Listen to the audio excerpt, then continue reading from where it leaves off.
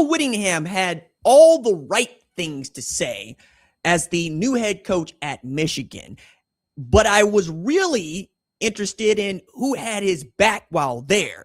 Ross Bjork at Ohio State, athletic director, showed up. Josh Whitman, athletic director at Illinois, showed up. And I was looking for Kyle Whittingham's athletic director at Big Ten Media Days in Chicago, and well, he wasn't there. Let's talk about what that means, what Kyle Whittingham had to say about moving past what is a third consecutive year of Michigan entering into Big Ten Media Days, having to talk about a scandal of some kind that has, a bearing on their season.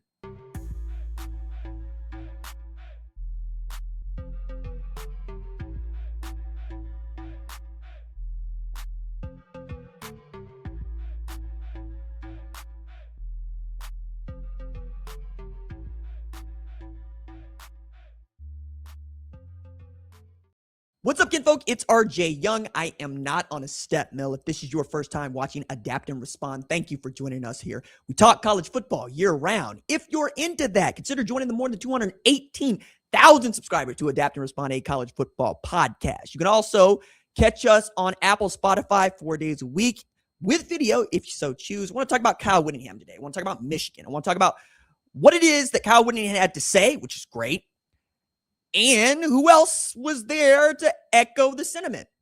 So one of the cool things about going to media days, especially events like Big Ten Media Days, is it's not just the coaches and the player representatives that you get to talk to.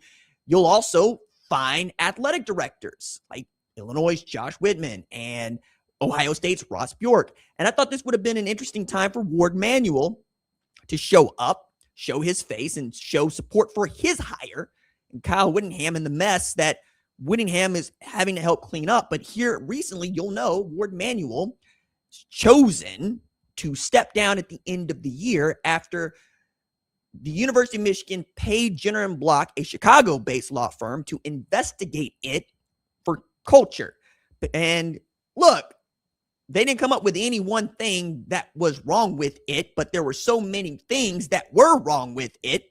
I should say, any one major thing that could get Ward Manuel fired, but so many other things that just made people feel bad that Ward Manuel is going to take this buyout at the end of the year, and it's going to be handsomely compensated for it, and that allows Michigan to fully turn over this 5 years of up and down, right? You won 3 Big Ten championships. You won a national championship. You also saw a coach indicted by the feds who's standing trial in September, a coach have an inappropriate extramarital affair, and a coach that just was a walking show cause, right? Alongside a cheating scandal, all of which Ward Manuel is overseeing.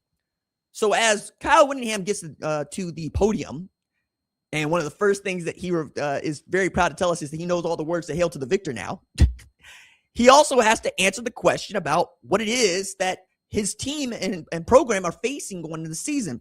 And he said it this way: there's been a lot of drama.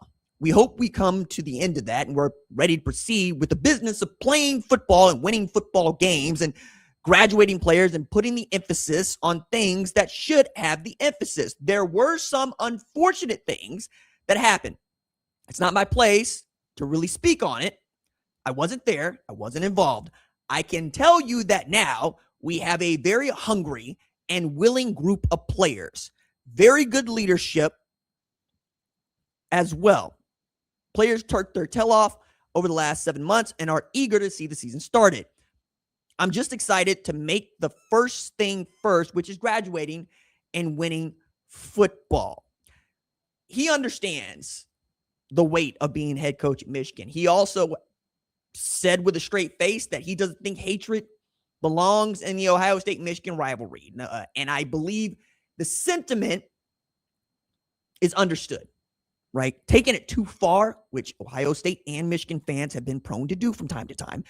Yeah, we don't want that. But the animosity, the irritation, the annoyance needs to remain. Like, the point that I would raise here is, while Kyle Whittingham is saying things like, I don't want hatred in the game, Ryan Day is going, no blue, coming from the $15 million jersey patch sponsor whose logo is mostly blue.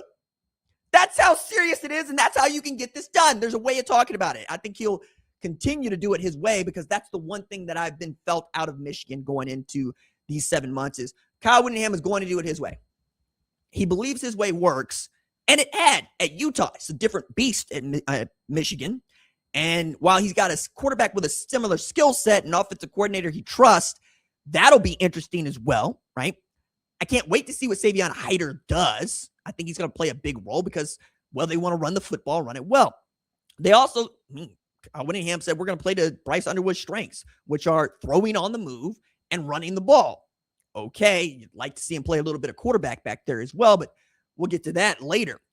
I think at 66, he has earned every opportunity to do it his way. Their schedule is awfully difficult, though, right? And as much as I think that Jason Beck and Bryce Underwood are going to do some really cool things, there may be some growing pains along the way, and that's to be expected. But to his point about the players, that's the one thing that's been true even through those 5 years of tumult. Players played football, and for the most part, they played really well. Whittingham put it this way. That's one thing about the players at Michigan right now. They're hungry and ready to get back in a season, get some football. They've been through a lot in the last 4 or 5 years. Hopefully, we can put the drama to bed and just get back to being student athletes and having a great college experience. I know that that's what you would want, and I know that Michigan players have shown that they have the ability to block out the noise and go play. But you're not sneaking up on Oklahoma. It's just not happening. It's not a thing that's going to do, right? And there's nobody on your schedule that's not going to get up to go play Michigan. There's nobody on your schedule that's going to be looking at that going, they might have a down year with a first-year coach. No, they're looking at Kyle Whittingham and his track record at Utah going, yeah, all right, we know we got to bring a lunch pail today. You also have a Michigan fan base that is eager to get past this, that would really like to talk about not this, and would like to have an athletic director that perhaps wants to have his head coaches back in media venues. Like that's telling to me, right? When you've got athletic directors that are willing to go and mingle with reporters and talk in meaningful ways about what their programs are doing, and even the future of college football, had a lot of those conversations. That was fun. What they think of the Protect College Sports Act and what it might not do. I don't even think it's going to meet the floor at this point. There's lots here. So Warren Manuel didn't even have to totally talk about his situation. He could just decide to deny it and want to talk about what Kyle Whittingham might bring or what he expects from this season or what kind of faith he has in Tony Petitti. That was a loud sentiment by most of the coaches. They love that guy and how he's fighting for them as their commissioner. I would have loved to have seen any of that from a Warren Manuel. Instead, I got Kyle Whittingham, who has done his best to weather a storm that ain't his and to lead a program through what is a challenging time. For that, tremendous respect, and that's what you would expect from a head coach.